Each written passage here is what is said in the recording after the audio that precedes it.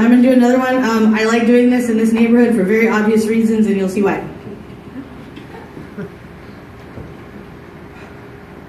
You know that new store with all the construction that replaced that bakery, restaurant, boutique, coffee shop? Well, it's open, but it's a pet grocery. The fuck is that? I don't know where they got the idea that people around here can afford groceries for their dog. Rocky eats Purina and leftovers. But ever since that new bus, train, trolley car, subway line, bike lane opened, everything has been water dripping from the electricity of the overhead wires. Like, why'd they take Uncle Keith's place and put in that new restaurant, bakery, bar that no one around here can even afford? It's like they are poking holes in our streets to see if we will leak from them. Every time they build, they rip at our seams, never give us a minute to mourn our holy open graves. They put up tombstones we can't afford to look at. You know, Thomas moved. They said his lease ended and the rent for his apartment rose like $300. So he moved 20 miles south, or west, or north, or far away from here.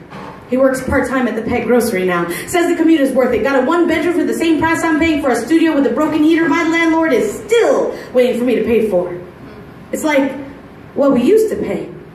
It's like the only place that remembers us is too far to even remember how to get back here. Painting all their new buildings colors we've been using in our artwork for years and calling it new and calling it right. Making right angles of our cul-de-sac blocks. They call it cleaning up. Like we were the mess. They call us a dead end, but they're not calling this a dead end anymore.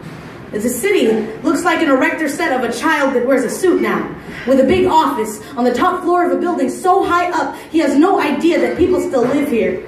Do you know that people still live here? We've been living here ever since you redlined the rest of the city. We are still living, even if you didn't expect us to. The other night, we were sitting on Union, a group of like 15 white people in little shorts were running, walking, biking down the street. Moni said it was a club, but they never used to want to be here at that time of night. Moni said that Union was never the street to be on after 6 p.m. and be rich and white. But now they're running on our block when the streetlights are on. They're running on our streets like they run our streets, being seen around here like they didn't used to avoid it. It's been so quiet here lately. The silence is so thick you could use dull blades to break it open. Find the pain in our backs from carrying the relics of what this used to be before we were worth saving. Before you tore down the boundary line and started putting up grand opening under new management, open for business.